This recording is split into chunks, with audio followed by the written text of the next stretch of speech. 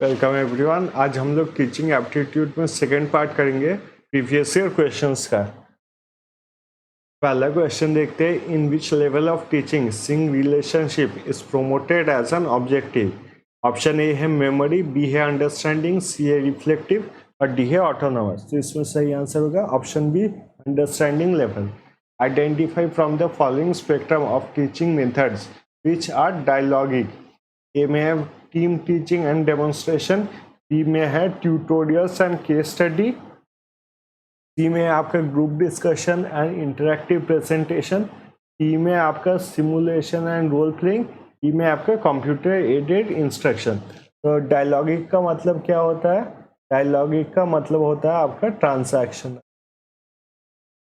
Transactional communication, जिसमें teacher student एक दूसरे से बात करते हैं, और इसको हम लोग सिंक्रोनस कम्युनिकेशन भी बोल सकते। Synchronous communication. इसका अगर सही आंसर देखा जाए, इसका सही आंसर होगा ऑप्शन 3, बी और सी।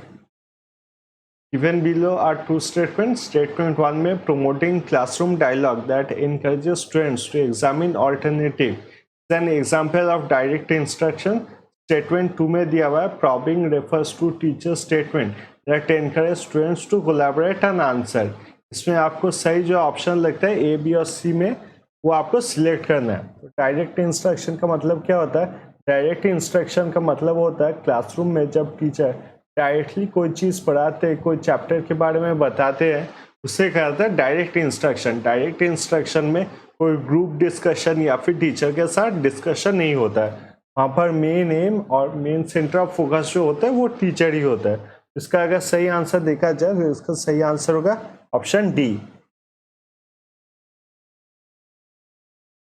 उसके बाद देखेंगे question, given below are two statement. Statement 1 में है classroom assessment of learning particularly beyond the early grades has been based most exclusively on paper and pencil tests which indicate rather than measure what children have learned. A statement 2 है authentic tests do not ask learners to display their skill and behaviors in the way they will be displayed outside the classroom in real world. इसमें तो समझाने के लिए कुछ है नहीं, बहुत ही क्लियर स्टेटमेंट है। इसका सही आंसर होगा डी। यहाँ पर अगर डू नॉट देता ऑथेंटिक टेस्ट आस्क लर्नर, तो यहाँ पर दोनों स्टेटमेंट आपके सही हो जाता। उसके बाद नेक्स्ट क्वेश्चन देखेंगे, direct instruction strategies are indispensable for achieving content mastery and over learning facts, rules and action sequences. Identify the correct sequence for direct instructional sequence for learning mastery. A में दिया हुआ है monitor and diagnose process, B में दिया हुआ है टीच/रीटीच, सी में दिया हुआ है प्रोवाइड फीडबैक, डी में प्रेजेंट न्यू कंटेंट, ई में है प्रैक्टिस। तो डायरेक्ट इंस्ट्रक्शन का मतलब तो मैंने थोड़ी देर पहले ही आपको बताया था। तो इसमें जो सही आंसर होगा वो होगा number 3, A, D, E, C, D. के बाद नेक्स्ट क्वेश्चन को देखते हैं, given below are two statement. Statement 1 में लिखा हुआ है only phenomenon and hence knowledge confirmed by the senses cannot genuinely be warranted as knowledge. Statement 2 में लिखा हुआ है साइंस मस्ट और ब्रैकेट में लिखा हुआ है and presumably can bracket close be conducted in a way that is value free। ये क्वेश्चन थोड़ा घुमा के दिया हुआ है, पर अगर आप मतलब समझ लेंगे तो ये काफ़ी आसान होगा। तो इसका जो आंसर होगा मैं बता देता हूँ, अगर आप लोग को और टाइम चाहिए तो कोई भी आंसर के आगे आप पॉज कर सकते हैं। इसका आंसर होगा number 4।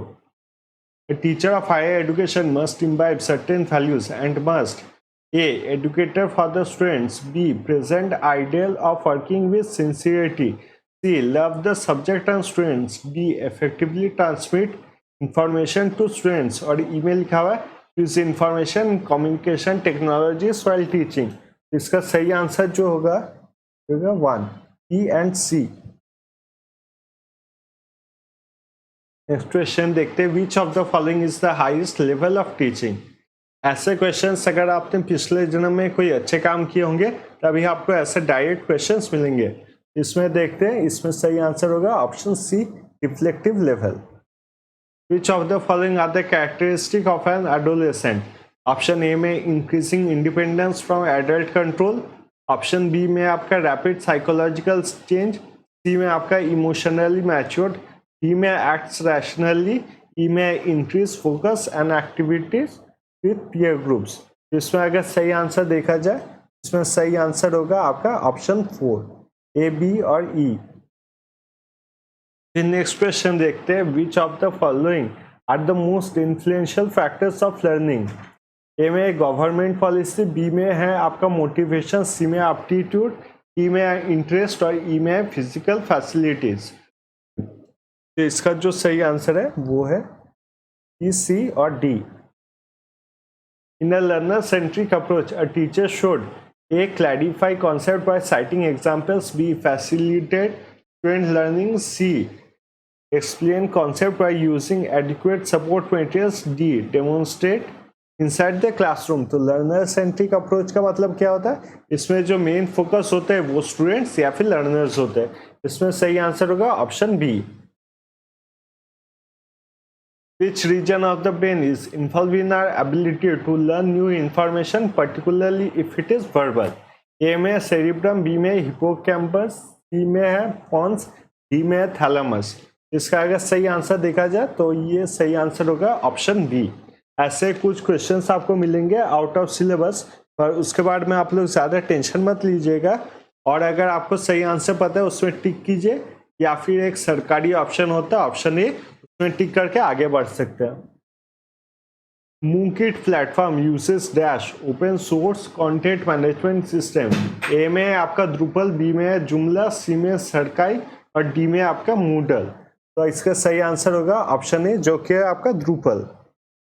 इन्फ्रीबिनेट centre which is autonomous inter university centre of University Grants Commission maintains. A में आपका स्वयं प्रभा, बी में आपका ई पाठशाला, सी में आपका ई ज्ञान कोश और डी में आपका शोधगंगा। इसका सही आंसर होगा शोधगंगा। शोधगंगा के साथ और एक मेंटेन करता है, इसका नाम है आपका शोध गंगोत्री। ये दोनों आपके रिसर्च से रिलेटेड है। Given below two statement, according to Piaget, the ability to solve conservation problem depends upon having an understanding of three basic aspects of reasoning: identity, compensation, and reversibility.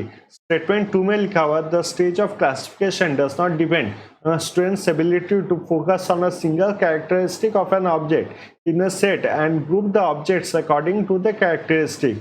इसका सही आंसर अगर देखा जाए तो ये होगा statement 1 is correct and statement 2 is incorrect, मतलब option C. यहाँ पर जो पियागे कॉग्निटिव डेवलपमेंट दिया हुआ है, इसको आप लोग एक बार स्क्रीनशॉट ले लीजिए, क्योंकि प्रीवियस ईयर क्वेश्चंस में जो कि हम लोग के पिछले बार हुए थे जनवरी में और दिसंबर में, उसमें बहुत सारे क्वेश्चन पूछे गए थे पियागे से। इसका एक बार आप लोग स्क्रीनशॉट ले लीजिए। फिर अगला क्वेश्चन देखेंगे। यहाँ पर क्वेश्चन है, the web portal of Swayam Prabha is maintained by. A में Indian Institute of Technology Kharagpur, B में आपका दूरदर्शन, सी में आपका गूगल इंडिया ऑफिस और डी में आपका इन्फीबिनेट सेंटर। इसका सही आंसर अगर देखा जाए तो ऑप्शन डी होगा। नेक्स्ट क्वेश्चन दिया हुआ है, the national repository of open educational resources is managed by. A में Indian Institute of Technology Delhi, B में आपका Indira Gandhi Open University, C में NCERT और डी में आपका यूनिवर्सिटी ग्रांट कमीशन। इसका सही आंसर देखा जाए अगर तो वो है आपका NCERT। नेक्स्ट क्वेश्चन देखेंगे, स्वयं platform was developed by. A में लिखा हुआ है MHRD, मिनिस्ट्री ऑफ, अभी ये मिनिस्ट्री ऑफ एजुकेशन हो गया है, पर मतलब क्वेश्चन पेपर में यही दिया गया था। ए में MHRD, बी में गूगल, सी में माइक्रोसॉफ्ट, डी में IIT दिल्ली, ई में है एडोबी इंक। इसका अगर सही आंसर देखा जाए, इसका सही आंसर होगा गूगल और आपका, सॉरी गूगल नहीं होगा, इसका होगा आपका MHRD और माइक्रोसॉफ्ट, मतलब ए और सी नंबर 2 में। Given below are two statements. The ability to form and use symbols, words, gestures, sign, images, and so on are accomplished in the pre-operational period. According to Piaget, the pre-operational children do not have a tendency to be egocentric. इसमें सही answer कौन सा होगा? तो सही answer होगा आपका option C. Statement 1 is correct, लेकिन स्टेटमेंट 2 जो है इनकरेक्ट है. वो ईगोसेंट्रिक होते हैं. आप देखेंगे कि वो अपना खिलौना शेयर नहीं करना चाहते. बच्चे जो होते हैं अपने खिलौने शेयर नहीं करना चाहते. उनके मम्मी पापा किसी और पे अटेंशन दे तो वो गुस्सा करते हैं. वही है आपका ईगोसेंट्रिक. इसी के साथ जो पहला यूनिट था उसका आपका PYQ कंप्लीट हो गया है. अभी बाकी जो 9 यूनिट्स है उनके PYQ हम लोग आगे आने वाले वीडियोस में करेंगे. थैंक यू सो मच ये वीडियो देखने के लिए. अच्छा लगा तो सब्सक्राइब कीजिए और all the best for your exams.